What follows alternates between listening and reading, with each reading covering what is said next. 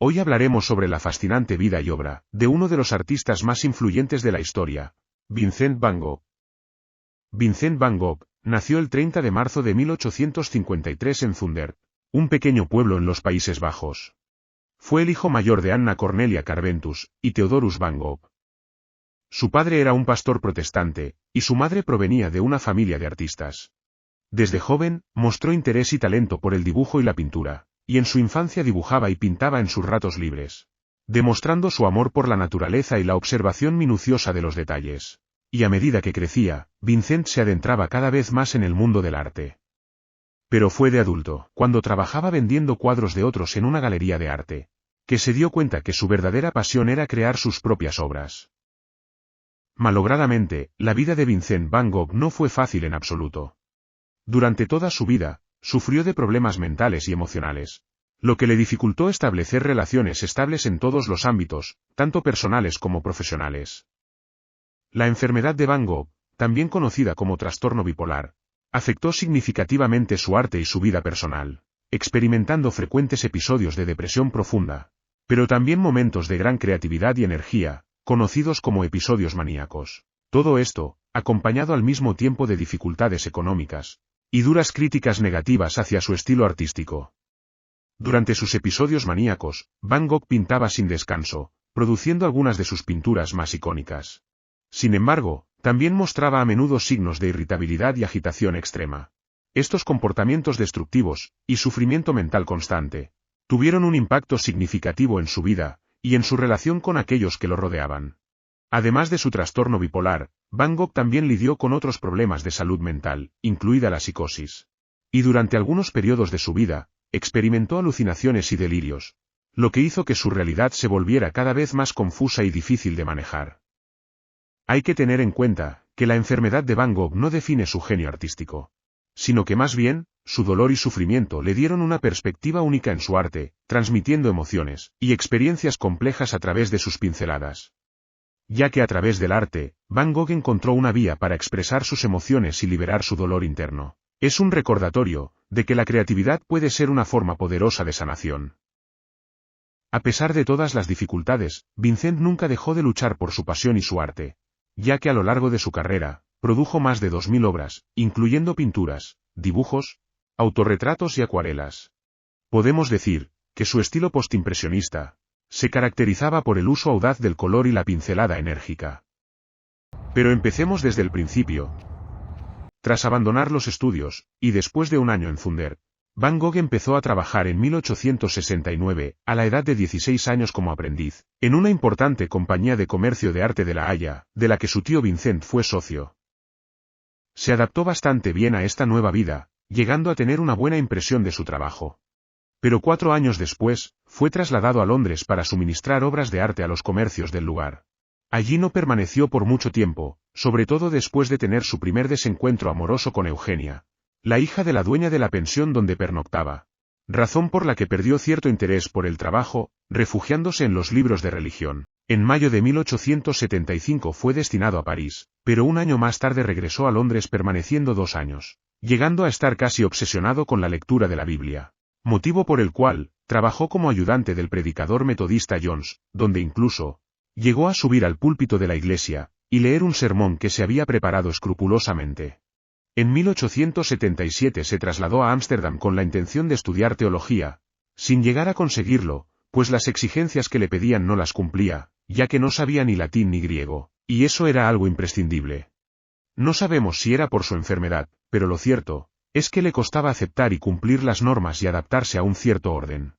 En 1878 fue despedido del trabajo por desavenencias con la empresa, ya que realmente le costaba obedecer órdenes, y sus expectativas en ese momento eran religiosas. Por eso, en 1879 se marchó como misionero a la región de Mons, a las minas de Borinage, en Bélgica, para evangelizar a los mineros de la zona. Fue un duro trabajo en condiciones precarias durante casi 2 años, ya que dormía poco y repartía entre todos lo que tenía, hasta casi llegar a la más absoluta pobreza. Después de ese periodo, siguió los consejos de su hermano Theo con el que mantenía correspondencia, y decidió dar un cambio en su vida para dedicarse por completo a la pintura. Se estableció en la ciudad de Bruselas en 1880, y se inscribió en la Academia de Bellas Artes para estudiar dibujo, donde conoció al pintor Anton van Rappard. En abril de 1881, Vincent llegó a Etten a visitar a su hermano. En esa época también visitó la casa de su primo, el pintor Anton Mauve, y vuelve a enamorarse, esta vez de una de sus primas, la cual se llamaba Cornelia Adriana Voss Stricker.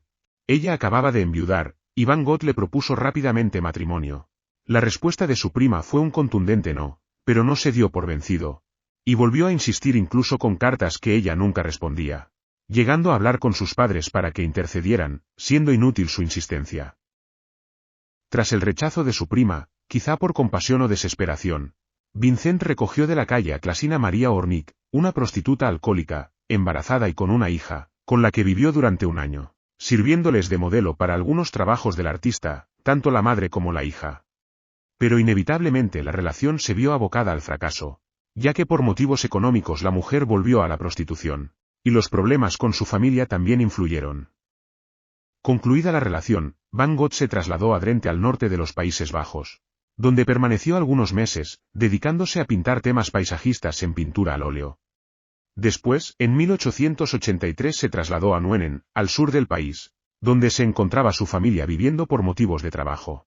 Allí, en casa con su familia, se dedicó a pintar los telares, un trabajo duro y difícil, que plasmó en obras como El tejedor en el telar, pintado en 1884, y que fue realizado junto con su amigo Van Rappard, el cual fue a pasar unos días en Nuenen. Un año más tarde, volvió a enamorarse de la hija de un vecino, se llamaba Margot Begeman, 10 años mayor que Vincent. Al parecer estaban tan enamorados, que pensaron en casarse, pero la familia de ella se opuso a esa relación. Un año más tarde, el padre de Van Gogh murió, y él se marchó de la casa familiar. Durante la primavera de 1885, pintó la que se considera una de sus grandes obras tempranas, Los comedores de patatas, la cual provocó la ruptura con su amigo Rappard, quien al parecer criticó significativamente su obra, con comentarios que no gustaron para nada a Van Gogh. En 1885, Van Gogh se trasladó a Amberes, donde ocupó un pequeño taller encima de una tienda de pinturas, y que su hermano se encargaba de pagar. Pero un año más tarde, se fue a vivir con su hermano Theo a París, y aunque se querían, e intentaban llevarse bien, al poco tiempo discutían por desavenencias. Pero siempre era Theo, el que se reconciliaba con su hermano. Tras una etapa parisina, en la que aprendió a utilizar y mezclar diferentes colores alegres entre sí, y a conocer diferentes pintores y personalidades del arte, decidió dar un cambio radical en su vida. En febrero de 1888, Van Gogh llega a Arles, una ciudad de la Provenza en el sur de Francia. Se instaló en una habitación situada en el hotel-restaurante Carrel, por la que pagaba 5 francos diarios. Era una habitación demasiado pequeña para tener su taller en condiciones, pero por el momento era todo lo que se podía permitir. En esa época, pintó cuadros como Huerto en flor con vistas a Arles, y Melocotonero en flor. Y fue en esa época, cuando empezó a utilizar los colores amarillos, verdes y azules intensos que caracterizan sus últimas obras. Pero Van Gogh tenía en mente la intención de crear un taller de artistas. Fue por ese motivo que alquiló en mayo la Casa Amarilla, llamada de esa manera, precisamente por ser de color amarillo, la cual era grande y albergaba un estudio para poder trabajar sus obras.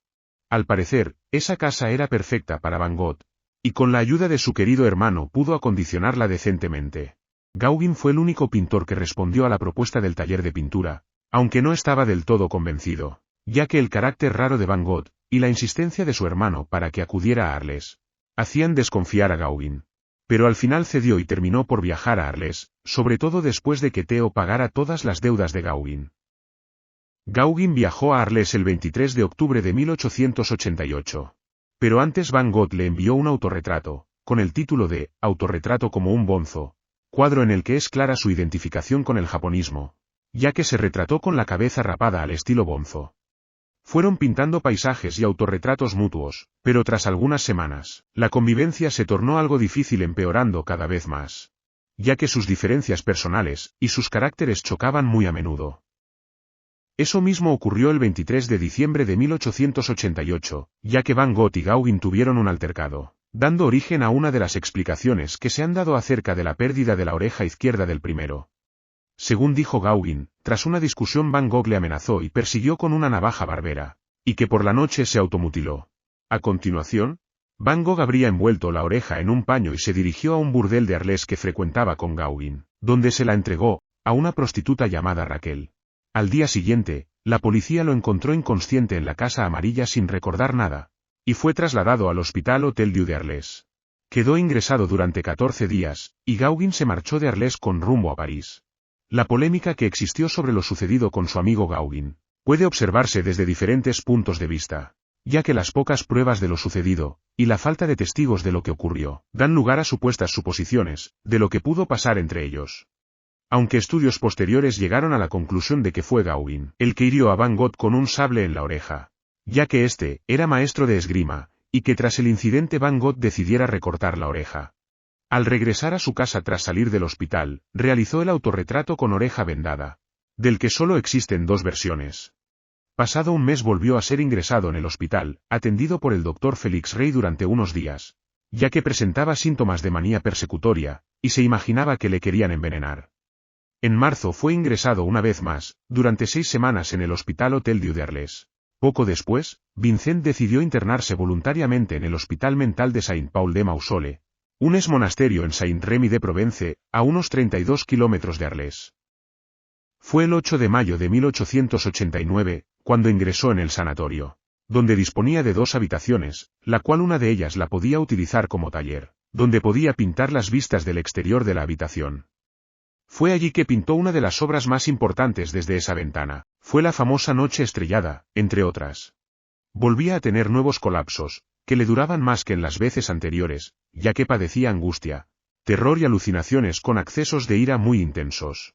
Pero cuando volvió a escribir a su hermano, dijo que había decidido dejar la clínica, razón por la que se fue a la localidad de Auvers-sur-Oise, cerca de París, instalándose en la posada Rabox donde conoció a un amigo de Theo, el doctor Paul Gachet, pintor aficionado, que se ofreció a cuidarle y visitarle. Fue una etapa muy creativa e intensa, ya que en ese corto espacio de tiempo, pintó muchas de sus obras. Se encontraba tranquilo y relajado, sintiéndose capaz de pintar todo lo que quisiera. En febrero de 1890, Van Gogh sufrió una nueva crisis que le duraría hasta abril. Apenas dibujaba y pintaba, ya que la depresión lo sumía en un estado donde apenas podía hacer nada. En julio de 1890, a la edad de 37 años, mientras paseaba por el campo, ocurrió algo terrible. Nunca sabremos exactamente cómo fue la muerte de Van Gogh, pero la teoría más aceptada es la del suicidio. Aunque recientes investigaciones sugieren que no pudo ser un suicidio, ya que las heridas encontradas en el cuerpo no concuerdan con la historia oficial. Además, también se baraja la posibilidad de que muriera por un disparo accidental, efectuado por 2 muchachos que jugaban con una pistola. Fuera como fuera, Vincent Van Gogh fue enterrado en el cementerio de Auvers-sur-Oise. Tras la muerte de Van Gogh, al poco tiempo murió su hermano Theo. Y al día de hoy, las tumbas de los 2 hermanos reposan juntos en el cementerio.